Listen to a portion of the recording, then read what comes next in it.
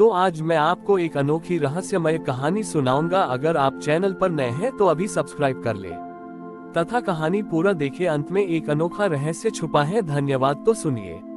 सतयुग के अंतिम चरण की बात है। एक अति निर्धन चित्रकार था जिसका नाम चित्रसेन था। वह शिव का अनन्य भक्त था, परंतु उसकी एक विडंबना थी। वह जग नम से ही रंगों को देख नहीं सकता था। वह केवल काले और सफेद के भेद को समझता था। लोग उसका उपहास करते थे कि एक रंगीन दृष्टि वाला व्यक्ति महादेव की रंगीन सृष्टि और उनके मनमोहक स्वरूप का चित्रण कैसे कर सकता है। चित्रसेन हिमालय की एक गुफा में रहता था। वह रंगों के स्थान पर प्रकृति की सुगंध और ध्वनियों का उपयोग करता था। वह केसर की खुशबू से सूर्योदय के रंग का अनुमान लगाता, मिट्टी की सोंधी महक से पहाड़ों का आभास करता और बहती नदी के संगीत से महादेव की गंगा की शीतलता को महसूस करता था। वह अपनी उंगलियों से दीवारों पर महादेव की आकृतियां उकेरता था। उसके पास कोई महंगा कैनवास नहीं था। वह केवल राख और गीली मिट्टी से चित्र बनाता था। एक बार राज्य में घोषणा हुई कि जो कलाकार महादेव के नीलकंठ स्वरूप का सबसे सजीव चित्रण करेगा, उसे राजपुरोहित का सम्मान दिया जाएगा।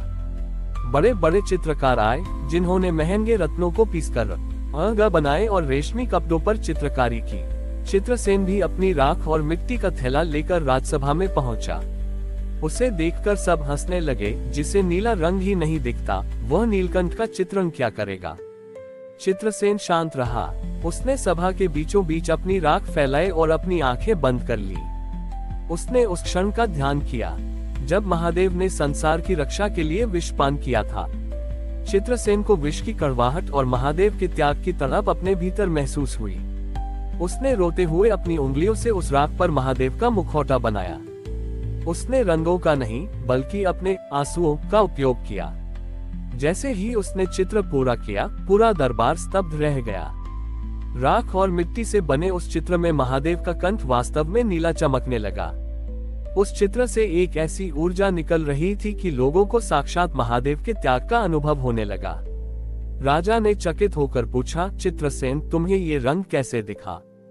तुमने तो कभी नीला रंग देखा ही नहीं। चित्रसेन ने विनम्रता से उत्तर दिया, महाराज, बाहर के रंग आंखों से देखे जाते हैं, लेकिन महादेव का नीलकंठ स्वरूप आंखों का विषय नहीं, बल्कि अनुभव का विषय है। जब मैंने उनके विषपान की पीड़ा को अपने हृदय में महसूस किया, तो वह पीड़ा स्वयं रंग बनकर मेरी उंगलियों से बह निकली। महादेव रंगों में नहीं, भावों में बसते हैं।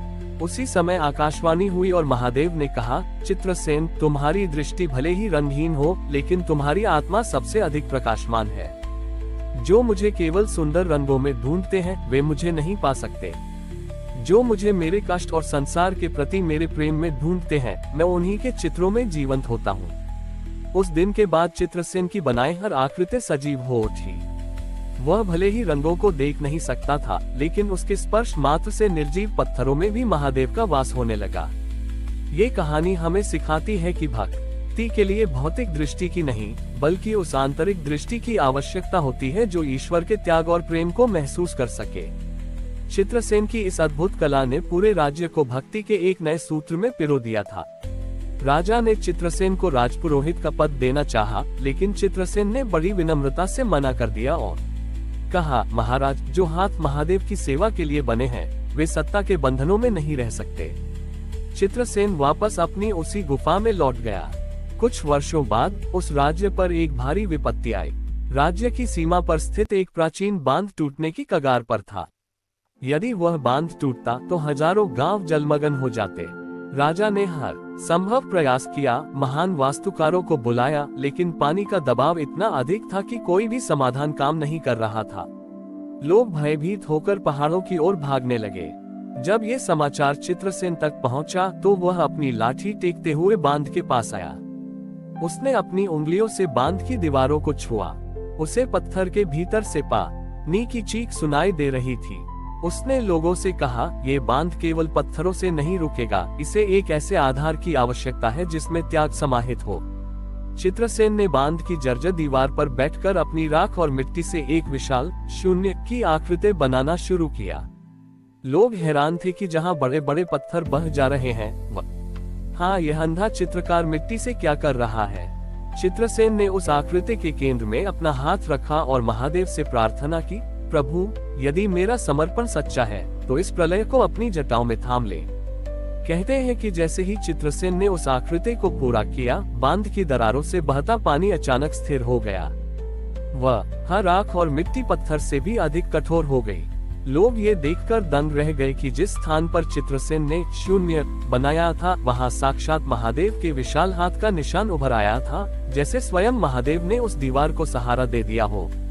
पानी का स्तर धीरे धीरे घटने लगा और हजारों जानें बच गईं। जब लोग चित्रसेन को धन्यवाद देने पहुंचे तो उन्होंने देखा कि वह थका हुआ जरूर था, लेकिन उसकी आंखों से एक ऐसी दिव्य ज्योति निकल रही थी जो पहले कभी नहीं देखी गई थी। चित्रसेन ने मुस्कुराते हुए कहा, आज मुझे पहली बार रंग दिखाई दिए। वे नीले, लाल या पीले नहीं थे, वे केवल प्रकाश के रंग थे। उस घटना के बाद चित्रसेन ने कभी चित्र नहीं बनाया। वह कहता था कि जब साक्षात चित्रकार महादेव के दर्शन हो गए तो अब चित्रों की क्या आवश्यकता।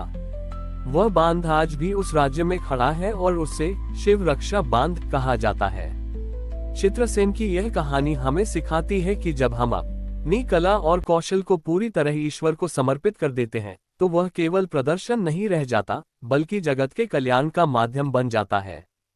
हमारी और भी आध्यात्मिक एवं अनोखी कहानियां देखने के लिए हमारे चैनल पर जाएं तथा धार्मिक एवं पौराणिक अनोखी कहानियां हमारे चैनल पर है। कृपया जाके देखें तथा हमारे चैनल को सब्सक्राइब करके रखें और वीडियो लाइक जरूर करें। धन्यवाद।